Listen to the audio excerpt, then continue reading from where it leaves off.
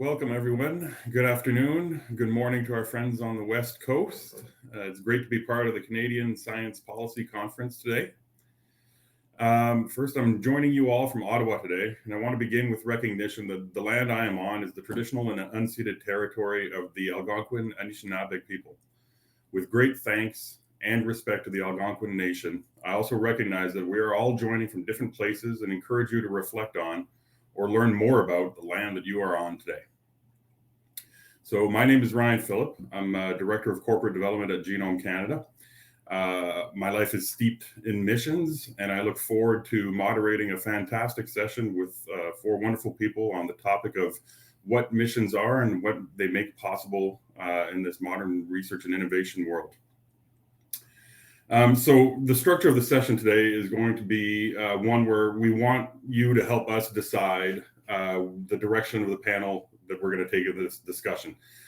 You'll hear from our panelists on some of the ideas that underpin mission-driven research and innovation, but we'll be asking you about what content areas the panel should dive into more detail, sort of like a choose-your-own-adventure kind of panel. Over the course of the panel, I encourage you to use the discussion forum box to have any chats or questions that will be monitored, and some of those comments might pop up during the course of the panel. So we have an excellent panel to discuss today with representation from Canada and internationally, representing knowledge of the mission-driven approach in academia, national and international sectors. You'll hear from Sarah Doyle, Chief of Staff at the UCL Institute for Innovation and Public Purpose in London, England. Jen Gardy, Deputy Director, Surveillance, Data and Epidemiology with Bill and Melinda Gates Foundation. Ravi Gurumurthy, Chief Executive of NESTA, the UK's innovation agency. And Lisa Kalinchuk, Vice President, Research and Innovation at the University of Victoria. So first, to Sarah, welcome. And I wanted to ask you about how missions are meant to work. Missions are a hot topic in the research and innovation world right now, but what do we really mean when we're talking about missions? It's a great question. I think it's becoming more and more of a buzzword, but I think it should mean something fairly specific. I was previously in Canada. I should say I'm kind of fake international. I was at the Brookfield Institute at Ryerson University up until fairly recently, so from Toronto originally.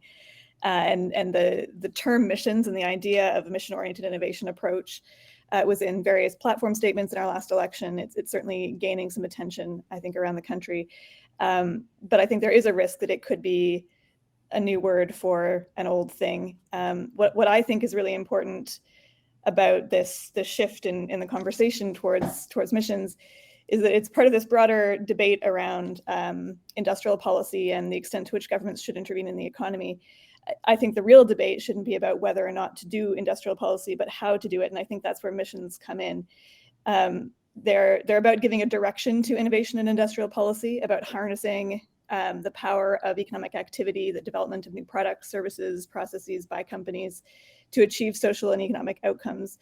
So it breaks down this traditional silo between economic policy on the one hand and social and environmental policy on the other, to say we can put environmental and social goals at the heart of how we organize and design our economy, of the kinds of innovation that we're supporting, the kinds of companies that the public sector is backing, and that is something that we not only can do, but should be doing in order to maximize the public value of public investments in the economy.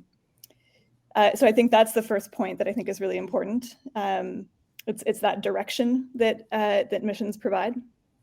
Whether we call them missions or not, and I'm not sure if that's the right language to use, there's various connotations for the word.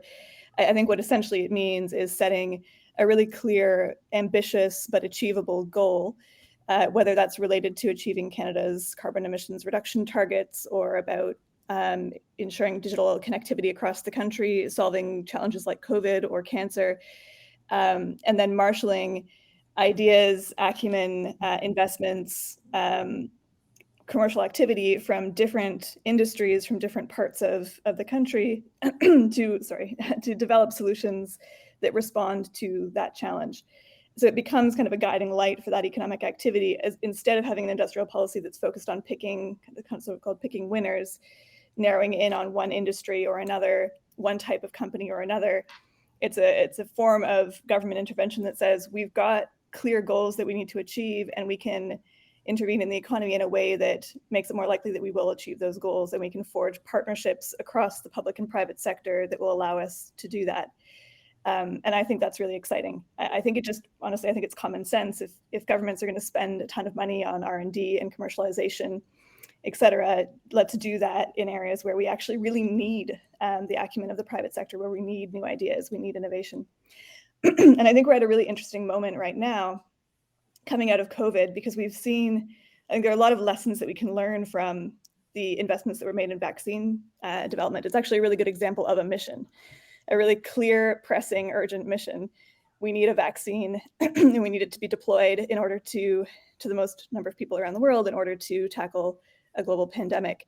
I think there was a lot that the world got right in that regard. And it was interesting kind of looking back at, say, the Moderna story, because DARPA was one of the early investors in Moderna, because they're a mission-oriented organization that said we need to protect our troops in the field, and we need to solve this problem of a kind of quickly deployable vaccine that can be modified depending on different threats.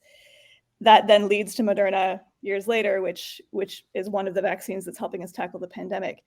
And that's really exciting. And I think it shows what's possible in terms of public-private partnerships that are goal-oriented. I think it also shows another kind of important part of the puzzle, though, which is setting the right conditions on how these agreements are struck, how these partnerships are arranged, because we have seen what the head of the World Health Organization calls vaccine apartheid. We have vaccines, but they're not need them. And yet there was a massive amount of public investment in pretty much all of the vaccines that were developed to respond to COVID. And that should have meant that there were access requirements placed on those vaccines in terms of price, in terms of IP rights, et cetera. So I think the mission's logic is saying it shouldn't be a hands-off approach where governments hand over cash and then innovation happens in the private sector. It should be a partnership, a symbiotic partnership approach where we say, what is the goal we're trying to achieve, and what does that mean for not only who we're going to work with, but how we're going to work with them. So I think those are some of the lessons that we can reflect on now as we, coming out of COP, perhaps look at what it might take to collaborate across sectors and across industries to achieve some of the targets that we're so far, I think, fairly far from achieving. So I think those are some of the main points I would flag. I guess two other quick things I would say are, I think it's easy to see things get watered down. This is just me speaking, my own personal opinion, not an institutional one, but I think the UK's ARIA is not a good example of what a mission-oriented industrial or innovation strategy should look like. For those who aren't familiar, it uses the language of missions, but the goals are classic economic goals rather than social, environmental, kind of public value, public purpose type goals. And I think that misses the point. Marina Mazzucato, who I work with closely now, talks about the moon mission as a really interesting example of what it looks like to set a really ambitious target that is not an economic goal, but results in massive economic spillovers. And she'll make the argument, I think more eloquently than I would, that focusing on that goal actually has much greater economic value and impact than focusing on the economic outcomes as ends in and of themselves. And so I think part of the beauty of this approach is in saying, look, we need to achieve these outcomes, these goals, and we need a lot of different actors to participate in the solutions to tackle these challenges. Not only are we going to tackle those challenges, there are going to be massive economic spillovers that result from how we do that. But we're not going out and saying we need more R&D, we need more SMEs. We're going out and saying we need to tackle climate change, we need to tackle the pandemic. And we don't quite know what the solutions are going to look like, but new markets are going to be created in the process of tackling that challenge. And so that breaking down of the boundaries between kind of classic economic versus social policy, I think is a really exciting opportunity for how we think about public policy and how we achieve these types of goals. Thanks. Terrific. So it's clear that there's no sort of one-size-fits-all approach to carrying out a mission, but that there are certain key elements that have to be kept front of mind when really designing and rolling out these initiatives. So thank you. So Jen, now that we know a little bit more about what missions are meant to achieve, I wanted to know about your experience of putting missions into practice with the Gates Foundation. What does it mean to do missions in practice to address these big societal challenges? It's a fantastic question. And, the Gates Foundation, we are a very mission and strategy driven organization. Our mission, in fact, is very specifically articulated as a world where every person has the opportunity to live a healthy, productive life. And that's big. I mean, that is really, really ambitious. So how do you actually go about putting that into practice? At the Gates Foundation, the way we approach it is really by three broad sets of activities. I think everybody knows us predominantly as a funder, and that is indeed the bulk of what we do. We fund some research, we fund innovative R&D, we also provide investments that speak to sort of market access and market incentives, so beyond just sort of traditional research funding. But besides the funding, we have two other functions that we also specialize in. One of those is advocacy, when you've got voices like Bill and Melinda, our co-chairs, Warren Buffett as well. You have a tremendous tool for marshaling political will and momentum around an issue. So we do a lot of that. And we do a lot of convening as well. We see one of our roles in the global health and global development space as an agent of sort of positive change and collaboration. So in addition to the funding work, the advocacy work, we do a lot of community building and consensus building. So those are our three broad bins of activities, and how we are sort of practically organized is into 6 divisions. The biggest ones are global development. That includes programs like polio, family planning, nutrition, maternal and child health. And then we've got a global health division, which is where I work. That tends to be a bit more disease specific. We've got teams focused on malaria, the team that I belong to, HIV, TB, enteric diseases, etc. So each team is really its own kind of self-contained unit, and each team has its own individual mission, and they are also equally ambitious and big picture as the foundation's overall mission. So on malaria, for instance, in 2007, Bill and Melinda came out and said, we believe that we can achieve malaria eradication, 0 malaria worldwide in our lifetime. So that is the malaria team's mission. It's we often internally at the foundation refer to them as our North Star goals. And so that's the thing that we're always working towards. But how we practically get to that is essentially each team at the foundation operates on a 5 to 10 year strategic cycle. And so the team will go away and create a strategy document, essentially a physical roadmap that really says, what do we need to invest in order to, in the next 5 to 10 years, get us closer to that North Star goal? So within a team, I'll use malaria as an example because that's what I work in. We are divided into a number of different portfolios. So for example, we have one portfolio that is specifically focused on medical interventions. That is diagnostics, it's vaccines, it's therapeutics. We've got a portfolio that's focused on innovation related to vector control and mosquito control. My portfolio that I oversee is related to data and epidemiology. It includes strengthening surveillance systems, mathematical modeling, genetic and genomics surveillance of parasites and vectors. So each of those portfolios will sit down and they'll say, what really needs to happen in the next 5 to 10 years to get us closer to that North Star goal? So in my portfolio, for example, we know that one of the things that needs to happen is countries' national malaria control programs, NMCPs, need to have better access to timely, high quality data for decision making. So they need better surveillance systems. So we will invest against strengthening their surveillance systems. In some cases, that's doing assessments. In some cases, it's going in and building, having implementers build. We don't do the work ourselves, but building entirely new IT systems or deploying a tool like DHIS2 in a new country. We fund work on math modeling so that country programs can have access to local experts with deep expertise in analytics and modeling to be able to take that data and turn it into policy recommendations. So if, for example, you are trying to develop a malaria control plan for the next 5 years for say a country like Mozambique, you need to understand the epidemiology of malaria in that area. You need to understand which suite of interventions, because we've got so many things available to us, from vector control to chemo prevention to housing modifications and environmental modifications.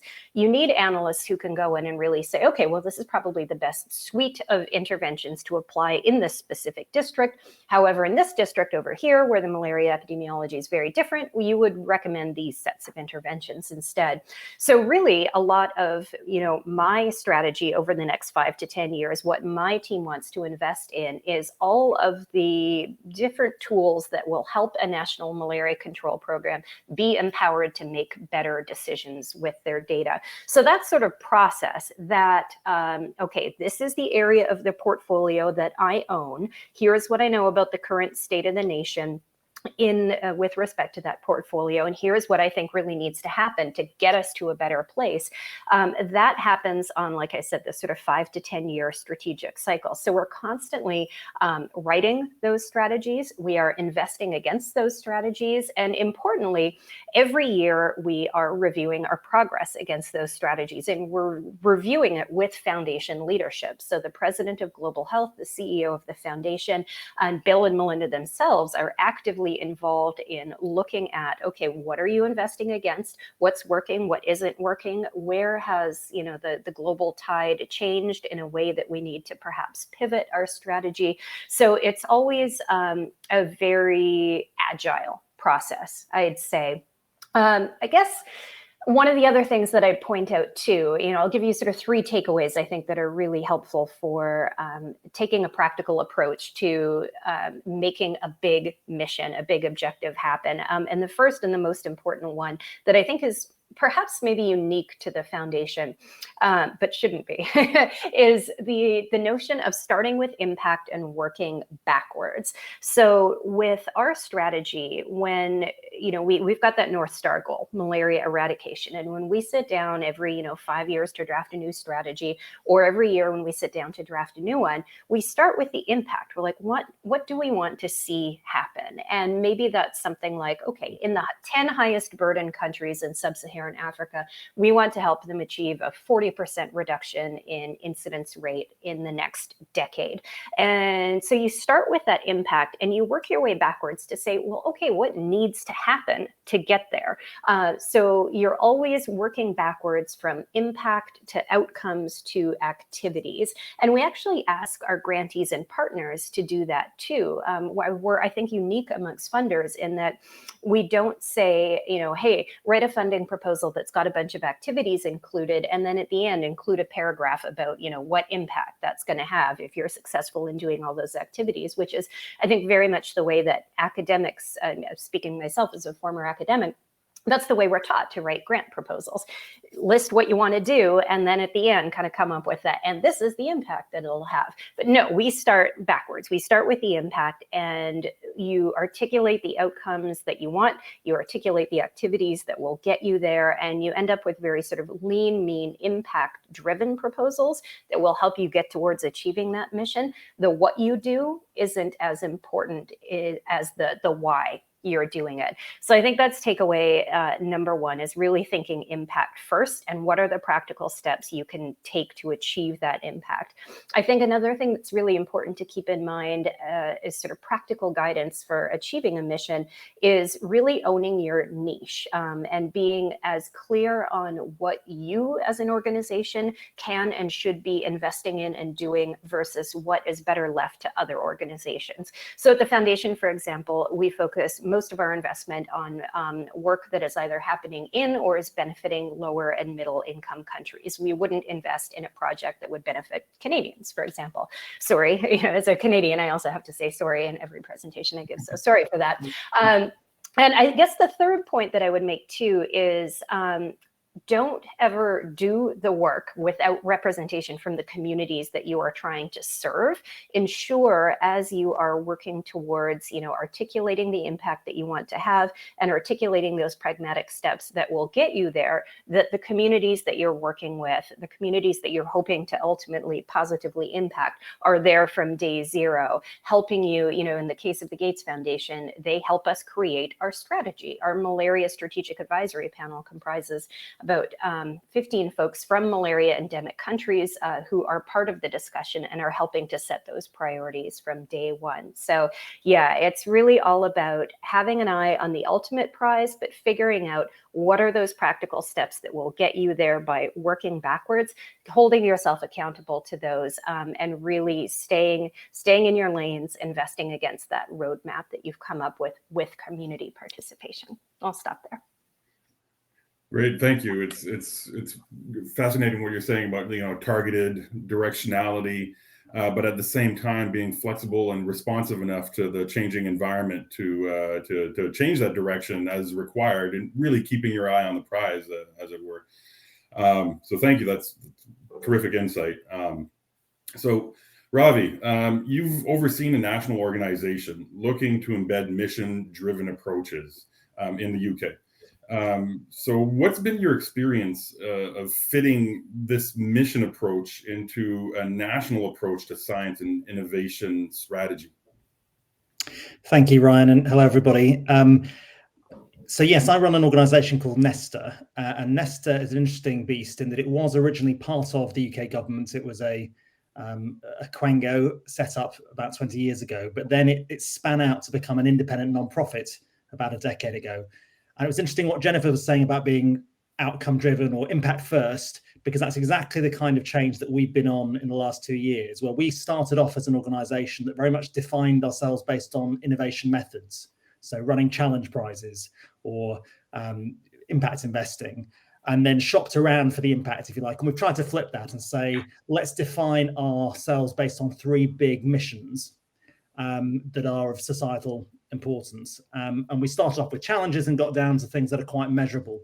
So our 3 major missions are to do with, firstly, climate change, secondly, inequality in education, thirdly, public health. But within those, they're actually sort of measurable, definable goals. So on climate change, it's really about how you can achieve decarbonisation within household emissions, so particularly heating and energy efficiency. Within public health, it's particularly around obesity and how we can narrow the gap between rich and poor households on obesity and lower overall levels of obesity. And then on education and inequality, it's about saying how can we narrow the gap between the achievement levels of children in low-income backgrounds and the average at age 5 and at age 16.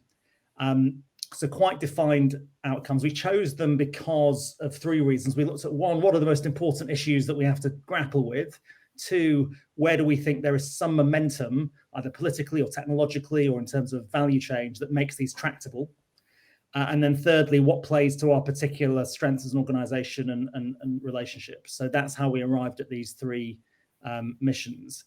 And when it comes to our actual role and how we think about that, achieving change, we've got 3 quite different ways of achieving impact. 1 is what we call being an innovation partner.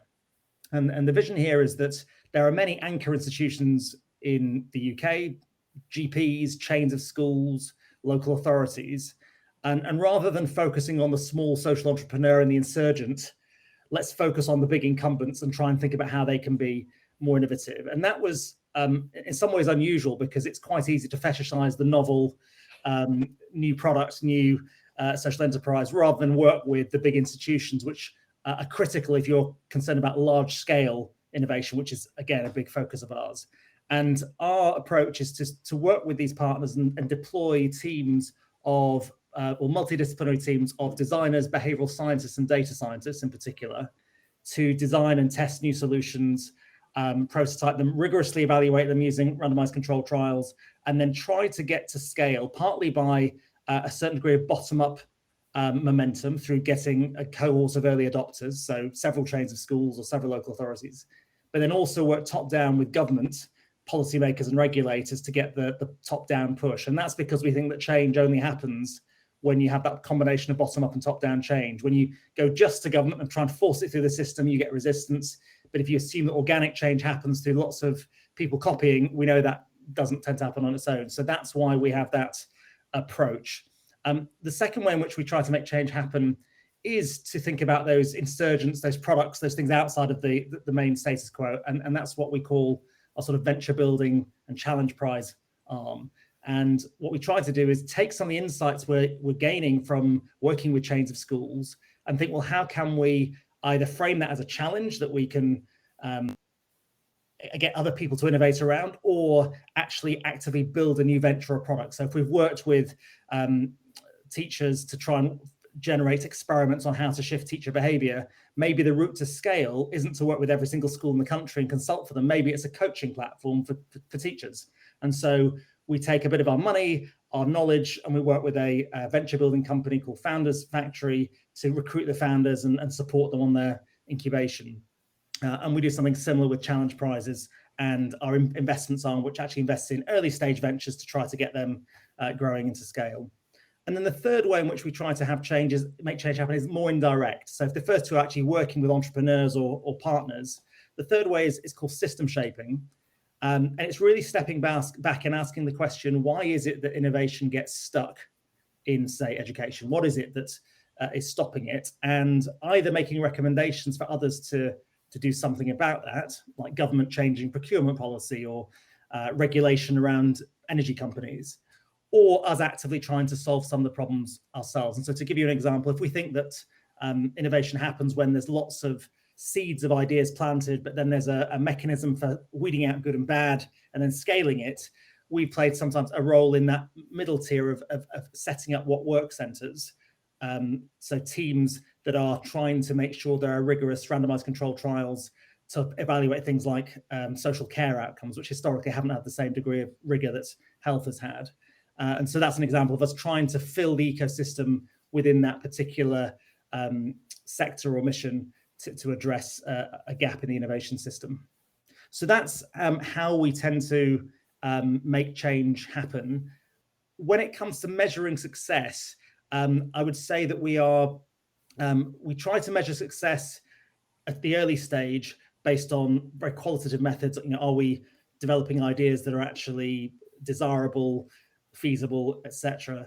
We then try to get more rigorous as projects go on. So firstly doing pre-post trials and then doing experimental evaluations.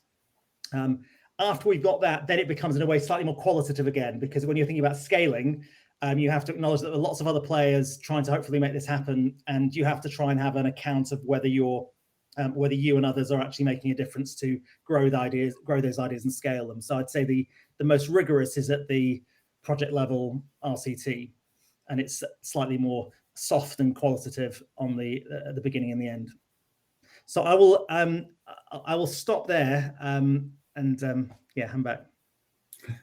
Well, thank you. I think those points about like measuring, making sure that you're actually realizing the value of these investments and creating innovations and seeing them through to market is fascinating. And implementing a behavioral approach to make sure that society is primed and able to implement these things really, I think, is a critical form of realizing that value. That's fascinating how you balance all of these different tools to shepherd that ecosystem moving ahead. So from that shepherd view, Lisa, you have a very different responsibility, which is with a direct line to the researchers and the university to actually deliver on missions. So from your perspective, what does it mean to take a mission-driven approach to research within that university context? Yeah, thanks, Ryan. Certainly, it's a different world than the one I've heard my colleagues here describing in terms of how universities are approaching this and the role that we have to play and just where we're at, I think, in terms of this whole concept of missions and a mission-driven approach. I do think as an institutional leader that universities have an important role to play. We're publicly funded institutions, and we have a responsibility to contribute solutions to these pressing global challenges that we know people are really worried about these days. I think that it might have been Sarah in her remarks where she talked about how we're at a pivotal moment. We know that the public is extremely worried about a number of different issues. And so the question is, how can universities get involved, and how can universities demonstrate their value proposition to contributing to these missions? And maybe what I'll do is just take a few moments to describe what we're trying to do at the University of Victoria. We recently went through a lengthy strategic planning process that culminated in a document that was just released in October. It's called Aspiration 2030, which is our new research and creative work strategy. And a key aspect of Aspiration 2030 is an institutional shift to a mission-driven approach. So instead of describing our research strengths the way normal or, typical research strategies for universities do, we're good at this, we're good at that, we've left that out completely of the document. And instead, we decided to identify 5 impact areas where we commit to making a difference. And these impact areas are essentially missions. And so you won't be surprised, one of them is climate action, health and wellness, Indigenous-led scholarship, social justice and equity, and then technology and the human experience. So these impact areas are not so much about our strengths, but they're about how we aspire to create a better world. They're about bringing our strengths, but across many disciplines, to bear on each of these major societal challenges, because we know that the complexity of these issues is going to require really rich transdisciplinary solutions. So we have this plan, and the question is, what does this mean now for the University of Victoria? It means that we need to invest our resources and our institutional attention on research that addresses these impact areas, and also that we need to reward and recognize our researchers who undertake this work. As an institutional leader, I know that I need to provide incentives because our researchers can choose to work on whatever they want. And so we need to turn their attention to missions and have them see that this is a valuable way for them to direct their activities. So one of the ways we're going to operationalize this is by funding what we're calling research excellence clusters.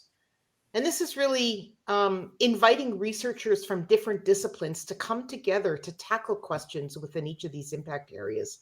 And also, in doing so, to work with external partners. And I think that latter part is key. We need to move our researchers off the comfortable labs they have on our campuses and their spaces, and increasingly have them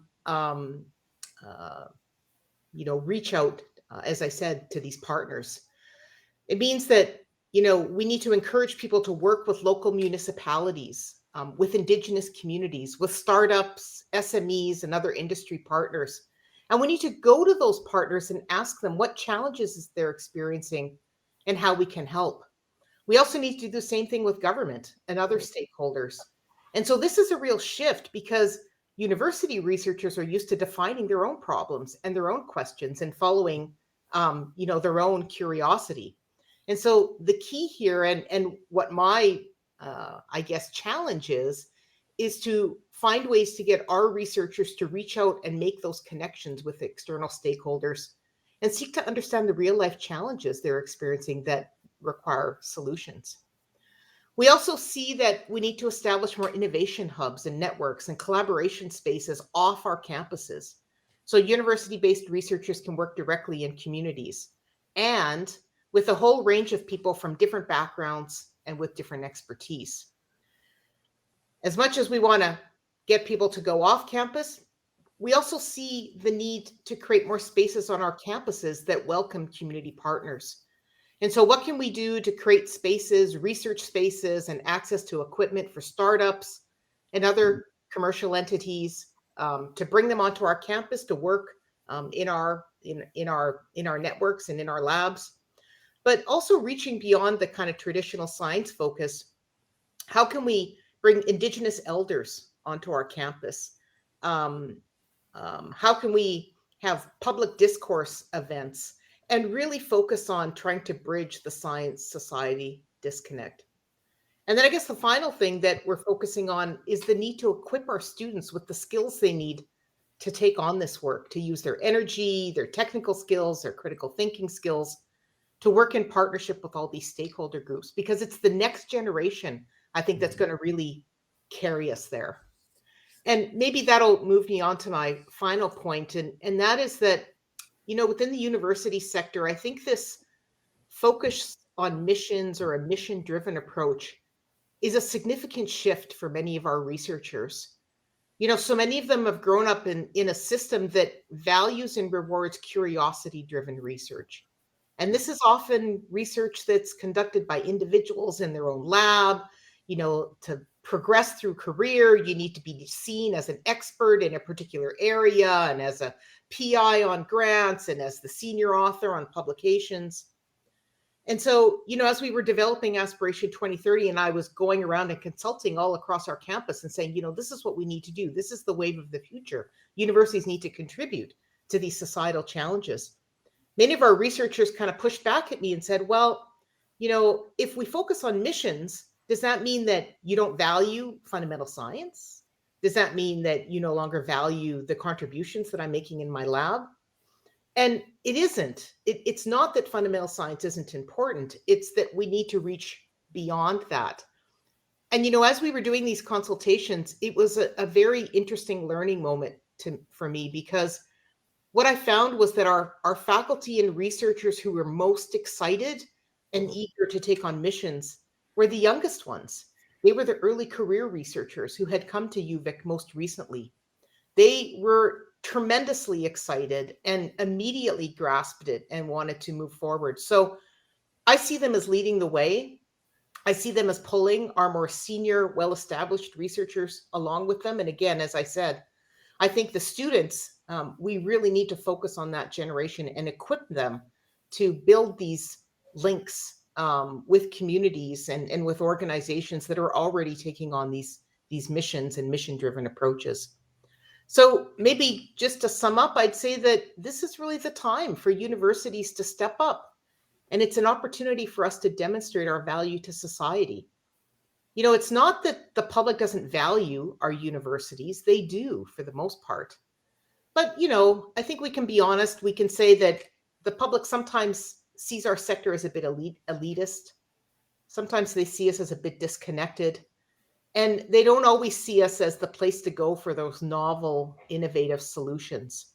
So this is, again, a pivotal moment. This is the chance, I think, that if we can change now our focus, if we can get our faculty and our students to turn their minds to the value of missions and the need to respond to the enormous challenges we're all facing, then we'll really harness all of our collective expertise and come forward with those solutions much more quickly. And we know we need them desperately. So, Ryan, I think I'll end there. Thank you.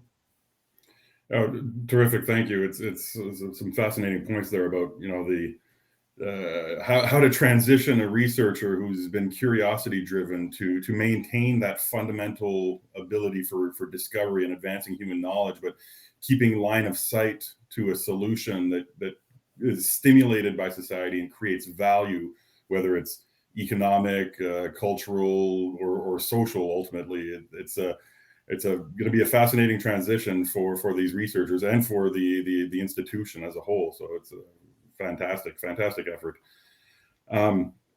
So okay, now we'd like to get you all, the audience, involved in steering us further on this journey into sort of the discussion on mission-driven research and innovation. So we're going to launch a poll on 4 directions that this discussion could go. And we're interested in seeing where you would want the panelists to take this. So there's a poll that's going to come up here.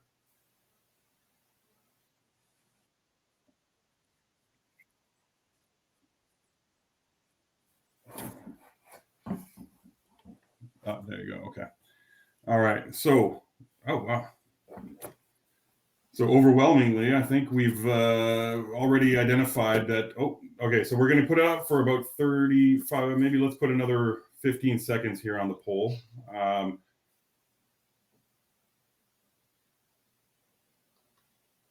And then the other poll has also gone live. So you'll be able to actually select for the second poll as well. But out of this first one here, the direction that the panel, the audience would like the panel to take is really discussion on the success factors for missions.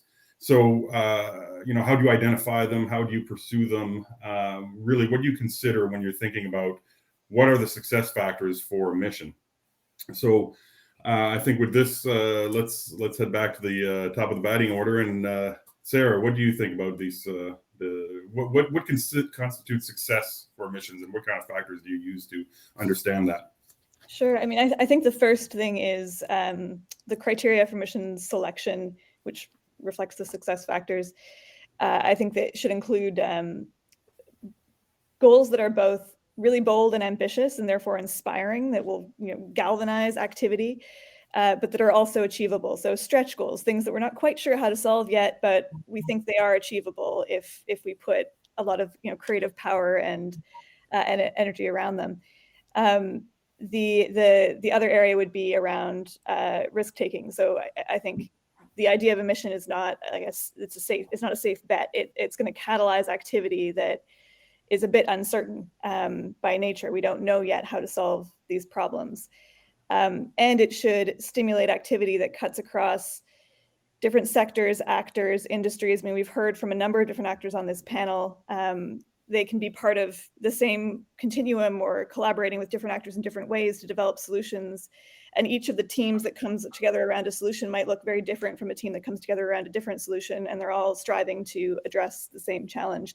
So not starting with a sense of who is going to be involved or a sense of what the solutions are, but starting with a challenge that is a clear call to action that can engage very diverse actors and communities. So I think some of those criteria are really important.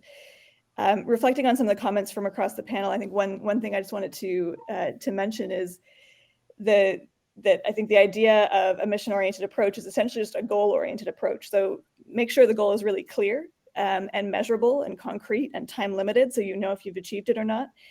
And that could be a goal that engages different types of actors and has different kinds of results in different areas. So I was speaking more specifically about the area of mission-oriented innovation, where economic or industrial policy is being shaped around missions, but a missions approach could be applied to other areas as well. I think Ravi was speaking about more like areas of social policy and how we think about the success of social service delivery. That can equally be structured in a mission-oriented way and engage different kinds of actors and partners. So I think that the core of it is be really clear about the goal and what we're trying to achieve, make sure it's measurable, so we know when we've hit it or not, and make sure that it's cutting across kind of traditional silos to engage more creatively the different actors that could contribute to solving it. Just looking at the second runner-up here, if I can comment briefly, realizing equitable societal benefits through missions. I think this issue of equality is something that is really important, and we heard a few panelists speak about the process for identifying challenges or missions being one that can be quite inclusive, and I think should be. One of the examples from history that I think provides a really good set of lessons is the moon landing, and yet that was very kind of closed door, top down. That was not a process that engaged a lot of people, and in fact was quite criticized at the time because there were problems on Earth that were affecting people more immediately than the need to get to the moon. So I think what we should be thinking about more creatively now too is how do we engage communities to understand the challenges that they're facing, so that the process from the beginning is inclusive, and the results, I think, can be made equitable both by addressing those missions and by putting conditions on how we enter into the partnerships required to solve those problems to ensure that equality is built into the design of the solutions from the beginning. And I think that's really important, because a solution that doesn't reach the people who need it or in a way that works for them is not really a solution.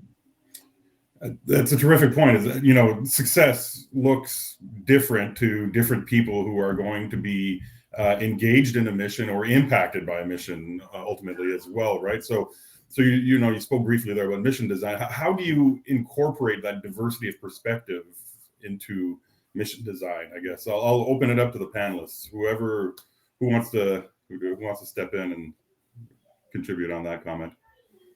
I can start by saying community engagement, diverse community engagement, I think is one of the critical drivers of success in any project. And it really involves bringing together a diverse set of voices around a table where they are also sharing space with the people that are going to be doing that work. I think sometimes people will say, okay, well, we did a bit of community engagement, but the community engagement was, one researcher going off, talking to some folks, writing up a report and saying, well, the community thinks that, these are the most pressing needs. But when you can really bring the community together as part of the project team and not just sort of, hey, we're consulting them as a bit of due diligence at the start of their project, but really embedding them in the project from day one. I think that is what will help to set you on the path to success. So, to go back to what I mentioned off the top when I was talking about our malaria strategic advisory panel, when we were deciding on our new strategy at the foundation and the roadmap that was going to guide us for the next 5 to 10 years, the very first thing that happened before anybody ever, opened up a document or scheduled a facilitation session was to snowball sample who could be on this strategic advisory panel that represented the communities that we wanted to serve, so malaria endemic countries, and really sort of covered the gamut of everybody working in anything from basic research to quantitative and analytic space to policy and advocacy to communication to community members. So we built out a really strong network of advisors and let them steer the ship. It wasn't, the Gates Foundation malaria team and a bunch of, domain technical experts, largely drawn from the global north, that were sort of shaping this project. It was that community, that strategic advisory panel, who were defining the needs, defining the problems, and defining them across a very big problem space. And importantly, it wasn't a one-off exercise either. They were engaged early on, and they continue to be engaged at least twice a year, if not more, as part of the group who, along with Bill and Melinda and the foundation leadership, are reviewing our team's progress against that goal. So early engagement, like they should be the earliest of the engagements even, and sustained engagement over time, and really asking them, what does success look like? And asking them, if this is our North Star goal, what do you think needs to happen in your community, in your region, in your country in the next 5 to 10 years in order to get us closer to that goal? So early engagement, sustained engagement, and having them truly be a part of the team and not just sort of token, yes, we consulted them and tick that box, but really ensuring they're a part of the fabric. Ravi? We run challenge prizes quite a lot that are really trying to tap into unusual suspects and get lots of people involved in generating ideas. And just a few reflections on how that's done and how we do it well. One is not to rely purely on a single prize at the end of the process. So yes, outcome-based funding, great. But if you really want to deal people into the game, you actually need to give them smaller grants through the process and funnel them before you get them to a bigger prize. And you actually have to also spend quite a bit of effort thinking about how you frame it in an inspiring way, in a way that's got a low barrier to entry for people, particularly if you want to get players from adjacent fields who may have something to contribute, but may not have the head start that somebody's already a player in that existing area. I also think that you have to think about the measurements quite carefully in the definition. So Sarah, I talked quite a lot about defining success well, and I've got positive and negative examples of doing that in innovation work. One good example, actually, from my previous organisation, the International Rescue Committee, was an innovation project which was focused on how you halve the time and cost of getting cash into an emergency, into a humanitarian emergency. And it's very good because we typically used to baseline 4 things before starting a piece of work. One was the effect size of current interventions. Secondly, the cost efficiency, the input-output ratio. Thirdly, the cost effectiveness, if it existed, the input to outcome relationship.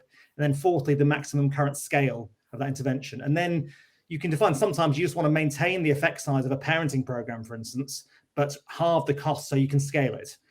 Or sometimes you want to actually make a program more transformational and make a bigger effect on people's literacy rates. So defining which parameter you want to go after is important. That said, we have an example of a challenge prize recently on antimicrobial resistance where we slightly over-specified the parameters, and particularly focused on getting a test that worked within 30 minutes.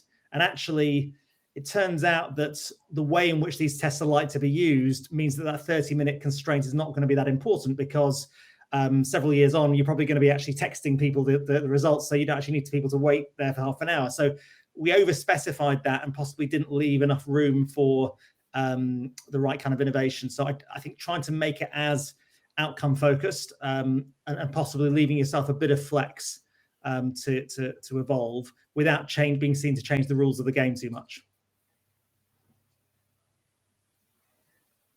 Terrific. That so far I've heard, there's a need for a broad engagement. There's a need to continue that engagement, to move ahead, but to steer that engagement with clarity of clear metrics, clear definitions of success, but defining those in context with those groups that you've engaged. But ultimately, at the end, that there has to be a certain amount of flexibility, like you say, built in, so that the directionality can change, the program can evolve, and the system can adapt to address the needs. Who knew that there was a pandemic in the pipeline when we were setting some of these missions up, a few years ago.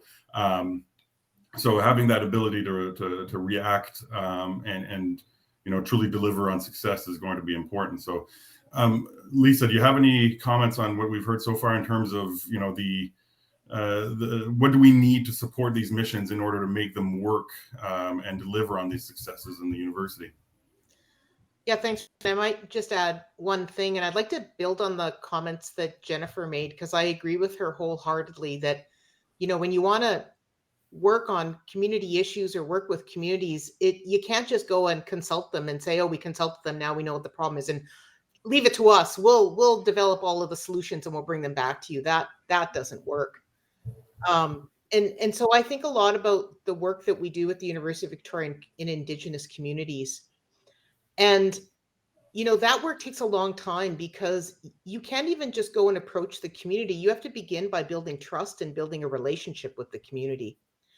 And so, I think those relationships are crucial to the success of a mission, because the community won't even necessarily let you in and engage you in a discussion of their issues until they trust you.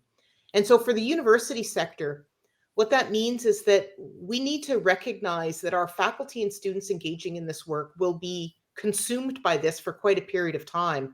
And so they may not create outcomes that fit into our traditional metrics, right? They may not be publishing a lot of papers. They may not be bringing in millions of dollars of grants, because they're spending their time building the relationships with those communities that they really need to work with to develop, those solutions to community issues. And so I would just add from our sector that I think we need to really look at our rewards and recognitions and how we value faculty research outcomes, and have a broader definition of those, so that those people are protected and feel that their careers won't be derailed if they invest the time and energy in building those community connections that they need to do this kind of work.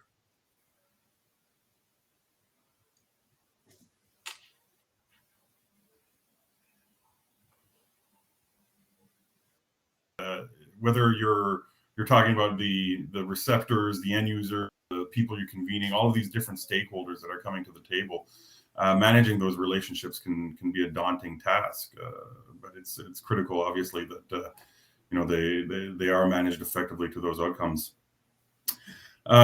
So, thank you very much for your comments on how we can tackle and appropriately deliver on success factors for missions. Now, as we did before, we're going to go back to our poll and see where we would like the panel to discuss in more detail on missions. So we're going to start up this poll again, this time for the second question. And I look forward to receiving some comments in there. We'll keep it open for about another 20 seconds here, 30 seconds total.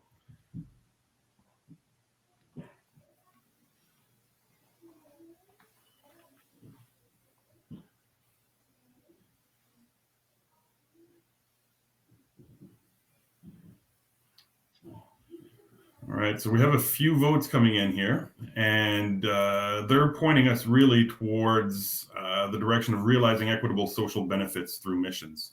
So I guess first broadly, are missions a good way to link research and innovation to equitable social benefits?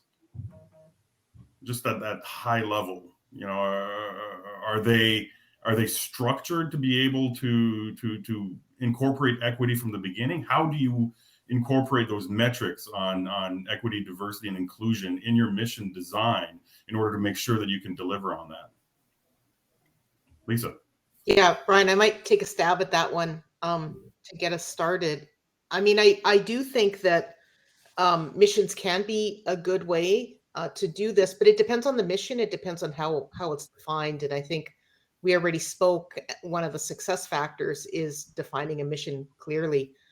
But you know, I do think if we want to contemplate equity, diversity, and inclusion in missions, we have to actively seek it out. You know, on our campuses, there are so many members of equity deserving groups who don't put their hand up because they don't want to engage in tokenism, or they've had lived experience where in the past they used their voice and their voice wasn't heard. And so I think it's really incumbent on those of us who have privilege to reach out to those who don't, and to those who come from those equity deserving groups who haven't been included in the past, and actively find ways to ensure their participation.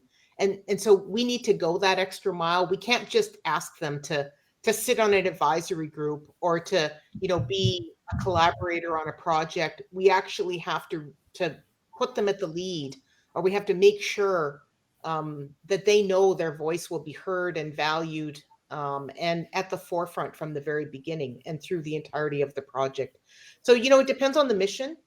But where there are opportunities to bring in diverse groups, I think again we need to take that active approach to it, and not just simply create space at the table, but actively make that space possible.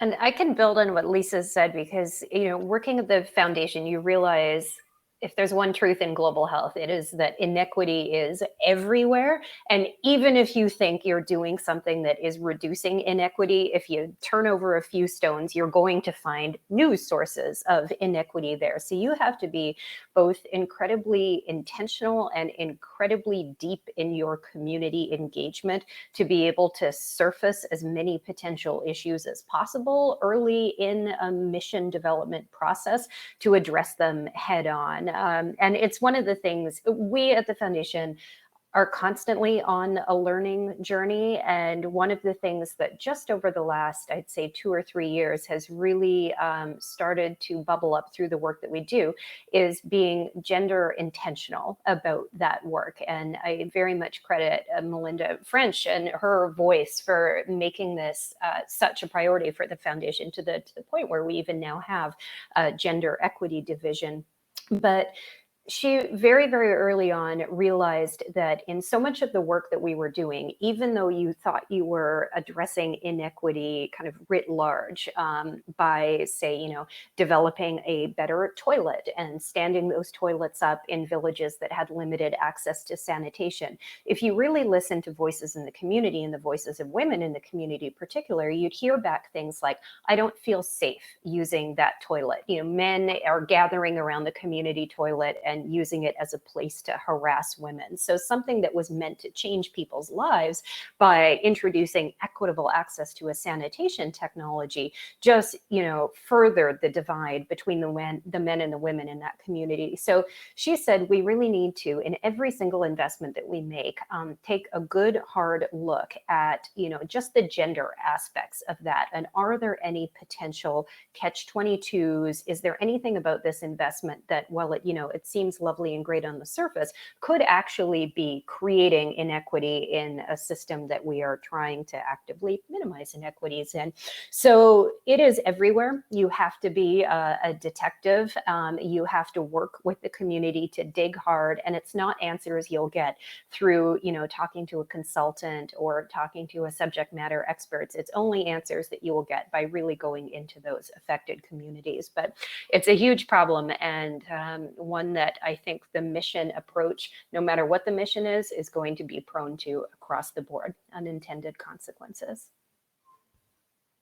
I'd just sort of highlight 3 points. I mean, first, when we find some of our missions, we've got 2 examples of, I think, taking inequality very seriously. One is our Fairer Start mission, where we've defined the whole mission based on whether we can narrow the gap in educational outcomes at age 5 and age 16. So it's purely focused on inequality.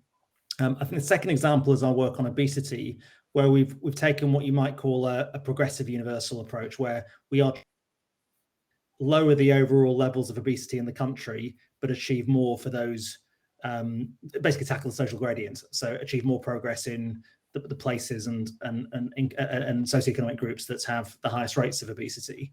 And so that's how we've defined it. So I think in the actual, equity can be compatible with mission-driven innovation, or it cannot be. It depends on whether you actually put it make it central in the goal. I think the second point is in terms of how we work, trying to have the patience to immerse yourself in contexts and do good qualitative research, and not assume that the problem is quite as defined or it is as you think it is. I think is very, very important, because often there's a big risk of solutions looking for problems or jumping straight into solutions and missing the actual nature of the issues in existence. And then I think the third thing is forcing yourself to set quite tough intermediate objectives or outputs on things like, how many people are you looking from different backgrounds to be participating in challenge prizes or be part of your venture investments. So forcing a proper equity, diversity, and inclusion strategy through the whole processes can connect your goals, ends, and your means well. I would just add, I think that there may be 2 categories of mission that engage equity in different ways. Equity can be the mission, or it can be how the mission is executed, or both, of course. There's a good example of equity being built into specific missions here in London and the UK, where I am right now. In the borough of Camden, they've taken a mission-oriented approach to engage people from across the borough to define the challenges that matter to them and to start to think through how to tackle them. And there are, I think, 4 challenges that rose to the fore. One of them was related to access to healthy food. Another, just to give some examples, is a commitment for diversity on council and in the leadership of the borough to reflect the diversity of the community within a certain number of years. So equity can be the mission, but it doesn't always have to be the mission. It should still be factored into how the mission is defined, and what the nature of the solutions might be. So 2 examples that I touched on very briefly. The COVID vaccine, I think, is a really good one. It's a very near and present case study where, yes, we triggered innovation and public-private partnerships to successfully produce a part of a solution to a massive global challenge. And then we kind of missed the mark because we didn't think about equity in the design of the contracts and the partnerships that went into the production of that innovation. So we ended up with a vaccine that is not available to a lot of people, and you can't solve a pandemic unless the vaccine is available to everyone. So that the mission should have been produce a vaccine that is available globally to everybody. And instead it was produce a vaccine. So the way that the mission is defined and the way, the how of the execution of that mission can and should take equity into account, not because it's a nice thing to do on the side, but because it might actually be inherently necessary to do that in order to be successful. Another example, I think, would be with climate. There's a lot more talk these days about a just green transition. What does that mean? Tackling carbon emissions may seem like it's not something that has anything to do with equity, and yet it very much does if you're thinking about how the specific challenges or missions within that broader goal break down. How is that the challenge of climate warming impacting different populations in different ways? Who needs to be engaged in designing solutions because they might have unique knowledge about how that problem affects them that's required in order to design solutions that will succeed in tackling those challenges. If we're talking about reform of the energy system, deploying green energy solutions in communities requires those communities to adopt them. So you need to understand what it would take for a community to adopt a particular solution, for them to want it, in order for that to be successful. And so I think equity needs to kind of filter through the process from defining the big challenges, defining the mission targets, to participating in the design of the solutions and understanding who benefits from those solutions. And that's not to say that everybody has to be engaged every step of the way. I think the goal-oriented nature of missions should still dictate how and when and who is engaged in different steps of that process in order to enable success. So it's not, I think, inclusion for the sake of it, it's inclusion to achieve a goal. And I think that's really important to keep in mind, because it's a necessary condition for success in the case of many missions.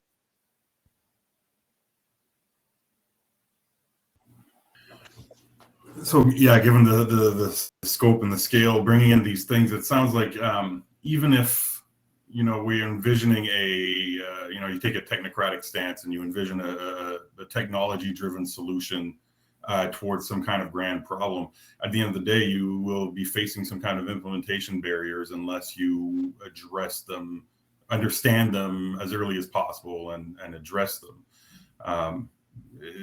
Is that the case for every mission, or are there some that are more upstream driven and can exist in the absence of these deliberate considerations?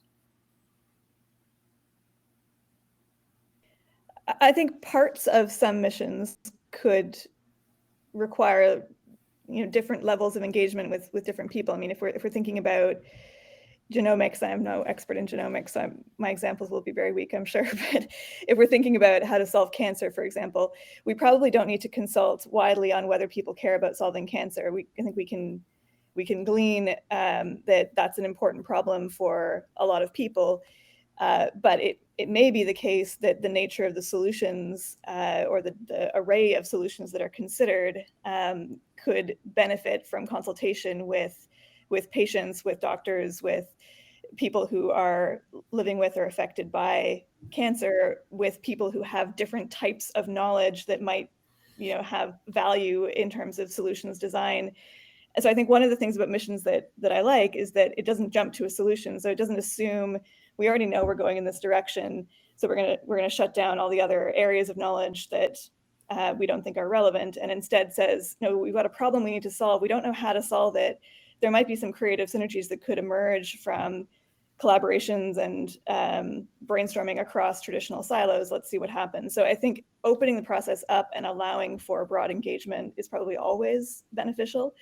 But who is engaging, how and when, I think will vary depending on the nature of the mission. So I don't think it's always the case that everybody needs to be consulted at every step, if that's what you were asking, Ryan. No, just sort of exploring the idea. It's an interesting point you make about that essentially you need to provide direction with a mission, but at the same time you can't be prescriptive about the path that's taken towards those objectives. But I guess Lisa, at the top of the discussion, you made some points about some of the challenges with bringing voices, especially voices that may feel like they attempted to communicate, they attempted to inform the process, but ultimately were not heard. So mechanistically, and then on top of that, what you're dealing with researchers who are focused with their labs or their tangible work, and it sounds like it's a very complicated process that requires some intensive resourcing if you want to maintain that deep community engagement. So how can we make sure, what kind of mechanisms can we use, or what focus at least should we maintain when trying to bring in these diverse voices into our missions? Does anybody have anything to point out in terms of how do we take that step forward to make sure that we are bringing in that diversity of voices? I might just jump in, Ryan, at the outset here. I think there's two pieces to this that immediately comes to my mind. One is when I think of our university community, and how some of our some members of our community really feel that there is systemic racism present at universities, in all institutions and organizations. So I think one of the things that we need to do is tackle that. We need to put resources into that. We need to create safe spaces so that our full university community feels that they have equal access to participate in missions, to participate in research projects that take on these topics.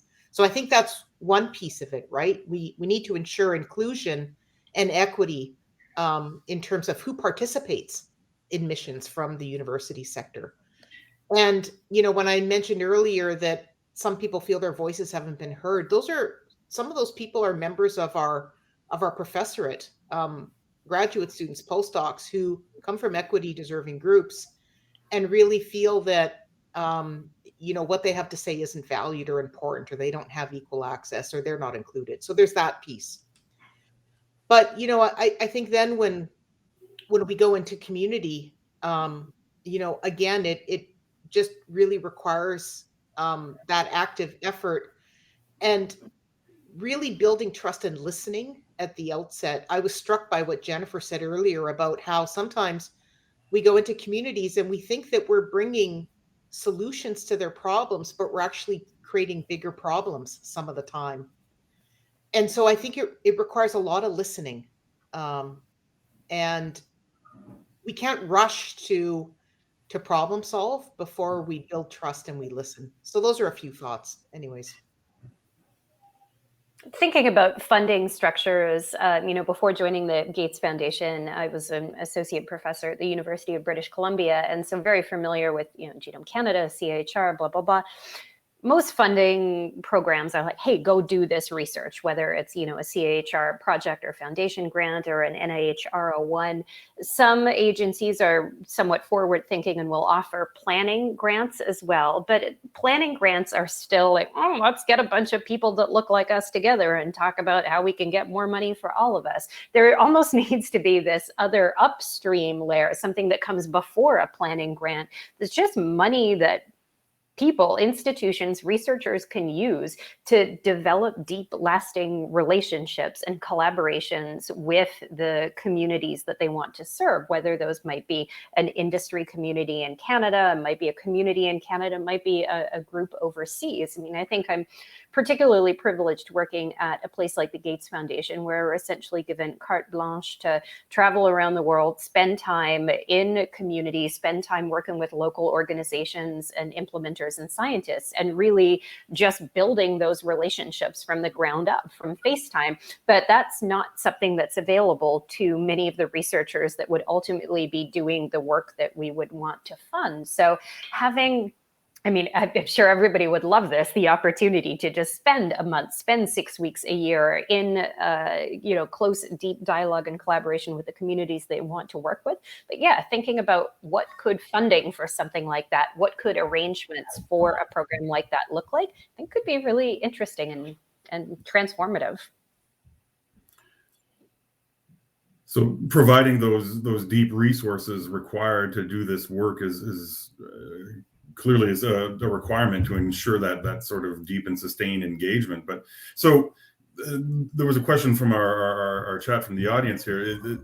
Given that need for deep resourcing, is sustained engagement or deep and sustained engagement a barrier for smaller organizations? Like sustaining that throughout the project lifecycle. Do any of you see that as a barrier? If not, why? If so, how can we overcome that? I mean, one thing I would say is that I don't think a missions approach is necessarily like a heavier lift for the participants. I think it's a more focused process. And again, it's hard to kind of speak in the abstract, but thinking about, I think this applies to many areas, anywhere where governments or philanthropy is funding, the metrics that are often used are excessive and sometimes not really focused on what matters. And I think a missions approach at its best can really strip all of that away and just focus on what are we actually trying to achieve here? How do we measure that? And I think a big part of, going back to the earlier question about success factors, a big part of success is avoiding the temptation to throw a whole bunch of other metrics in there. So in the area of economic policy or industrial innovation policy, there's always this temptation to put jobs and growth metrics in there. Company creation, company growth, how many jobs are created, GDP contribution, all of that stuff. And if you start focusing on 20 things that you kind of hope will happen if you achieve the goal, I think you're going to be pulled A, in a bunch of different directions, and you probably won't succeed. And B, like all the people participating in that then have to generate all of these metrics. And that's a huge burden that detracts from the attention that should be focused on solving the problem. So I think avoiding that temptation is critical in order to streamline and really focus efforts on what the goal of the mission is. I'd sort of just go back to that point I made earlier about when we run, for instance, challenge prizes, we don't just provide outcome-based funding at a series of gates and try to make it as unbureaucratic as possible for the reasons that Sarah suggested. I think actually the bigger challenge on smaller organizations that we find is that as you get more mature as a project, you start demanding more rigorous evaluation, and that can be difficult in terms of, even just conducting a well-powered experiment. It's quite hard to do that, and the degree of burden it places on a small organization, particularly if they're constantly pivoting their product, for instance, it's hard to do that and do a randomized control trial. So that for us is the bigger impediment on engaging small organizations. Actually, maybe add one other point. I was just thinking about this, reflecting on the COVID case study again. There were a bunch of challenges that got started, I'm sure, in many parts of the world, certainly in Canada, that took on bits and pieces of this approach, but maybe not wholesale. And one of the things that I've heard as a complaint is that there wasn't kind of a continuum of support that ensured that organizations or companies or individuals or researchers that participated in a challenge prize process then had a follow-up to that allowed the solution to actually go forward. So I think there's probably been, not to put too fine a point on it, a lot of wasted time. And that can break down trust, and it's too heavy a burden for a lot of organizations or companies, especially startups, to participate in. So I think I'm thinking of more success factors as we go on, but focusing on really aligning all of the tools, policy levers, funding, et cetera, available around that goal can also help to ensure that there's a continuum of support from idea through to deployment.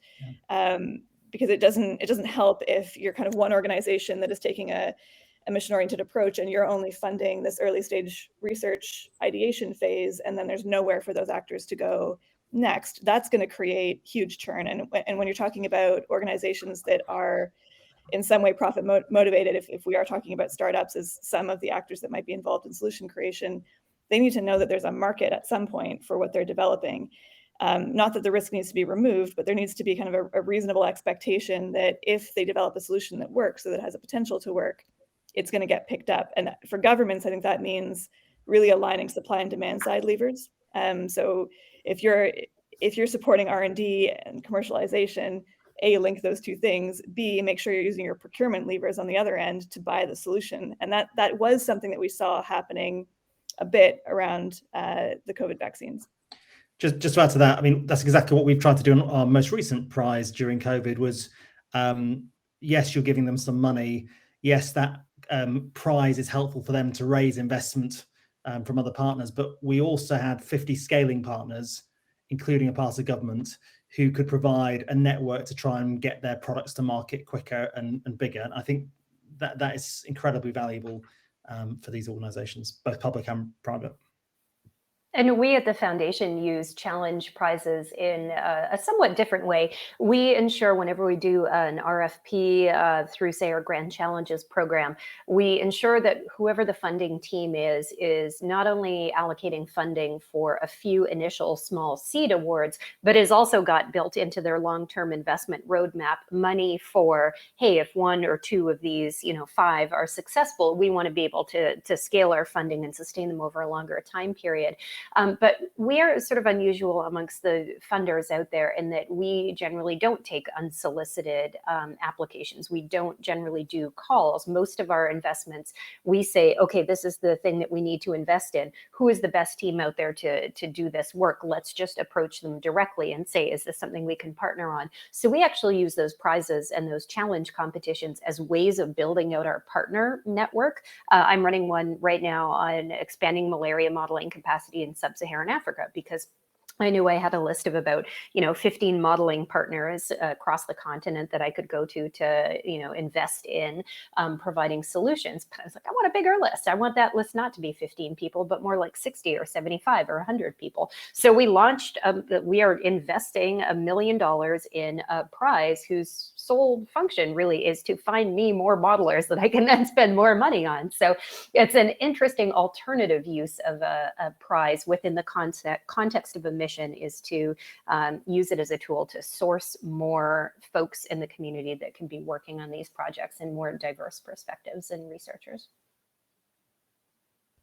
It's an interesting point, I guess, in terms of, so clearly the networks of organizations, of individuals that will be able to receive the various pieces of that innovation chain that you're assembling and take the handoff to the next step. That network is very important. I guess it sounds like sometimes that handoff chain is going to be baked into a mission structure, but sometimes there's a little bit more flexibility incorporated into it. And I imagine that there's to enable that, there has to also be a certain amount of fiscal flexibility and in not necessarily pre-allocating funds from the beginning of a mission structure, but being able to hold some in reserve to react to what emerges from the mission as it proceeds. So again, I guess it's a big point in terms of flexibility. So, thank you everyone for those thoughts. I think we're coming close to our end of time on the panel here, and I want to ask those of you attending in the audience here and our panelists here. So, what do you think are going to be the most important reasons why we might want to do research innovation and mission-driven research innovation in Canada, based on your knowledge of what you heard about? So, the poll that's coming up here is basically going to ask you to take your top 3 best opportunities for mission-driven genomics research and innovation in Canada. Of course, coming from Genome Canada, we're really interested in that angle of where you see the potential for genomics and biotechnology in providing opportunities for improvement of our situation as Canadians. So I'll leave this poll open for a little bit longer, given you're going to be choosing between 3 choices. So we're going to give you a full minute here to really think about what are all these laudable reasons to take a mission-driven approach and what you think really stands out here. So I know we're only making you choose 3, but it sounds like missions are about trade-offs, right? And determining the right direction and making the right investments here. So it'll be interesting to see what the audience thinks in terms of what is the right course of actions for science and technology here. So we're coming up on a minute here. I'm going to close the polls in 5 seconds. And I'll share the results here. So really overwhelmingly, well, not overwhelmingly, there's a top 3 tier here that really drives towards benefits, really. Some of those are driving towards societal benefits, and then delivering on economic impacts. And I think some of those are clearly sort of synergized. There's this market building component that seems to be at the heart of successful missions, making sure that there's a self-sustaining element at the back end. But really also that drive to connect that value chain and turn research into innovation. So I come from a startup environment. We used to say research is turning money into knowledge and innovation is turning knowledge into money. But clearly here with missions, we have an opportunity to turn knowledge into value across a variety of areas, societal, economic, inclusive. So to the panelists, I think these poll results are interesting, and I want to delve into them a little bit more. So I guess let's start off with Ravi. What are your thoughts on what stands out in this poll?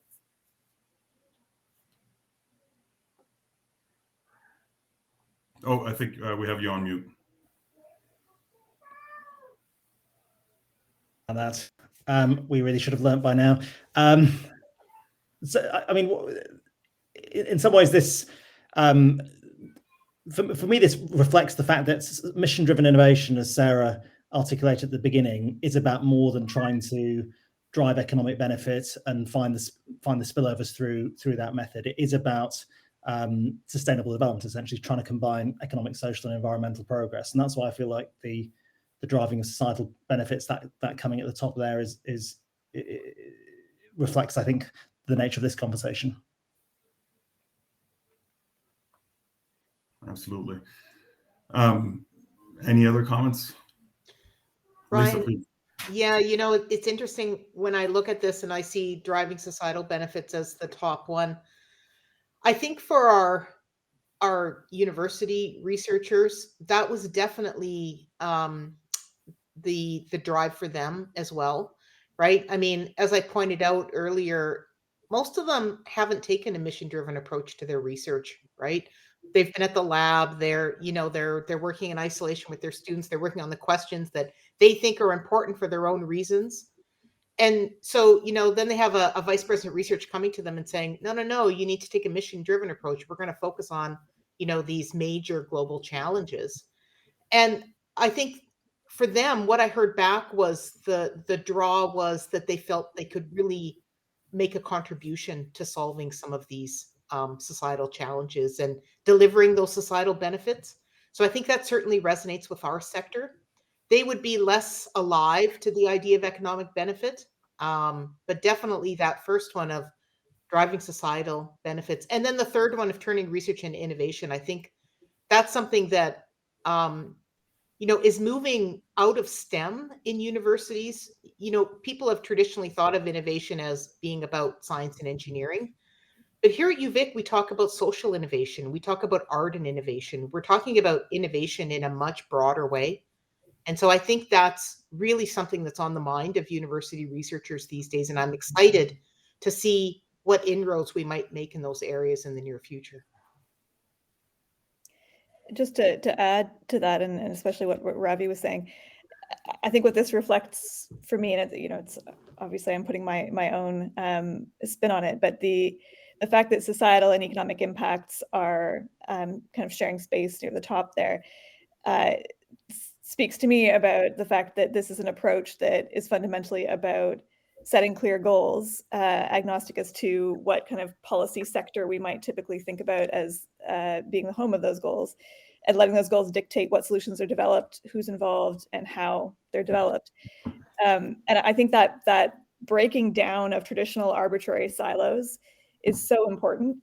We've historically, I think, been obsessed with this notion that our economy is neutral, and that economic policy should only and can only be about fostering economic activity as it's traditionally understood around GDP, private sector activity, et cetera. And it's forgetting that the economy and society are kind of the same thing. We all live in the economy. We all experience and benefit or suffer from how that economy works. It's not neutral. It's never been neutral.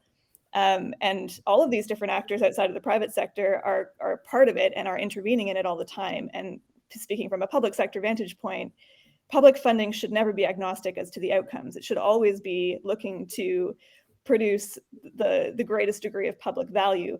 And so any economic policy should have social and environmental goals at its heart. It's not about, mixing things up and trying to bash together things that don't really belong together. Fundamentally, environmental goals and social goals should drive economic policy. And I think that's the part of this that I get really excited about. I think there's just huge potential, and we need it because the scale of the challenges that we're facing is massive. And we've seen what it looks like what a challenge like the pandemic, the COVID-19 pandemic can do in terms of bringing the world to its knees and stalling economies. Health should be one of the goals around which our economic design is structured. Right. As should climate, et cetera. Right. So I like what I see.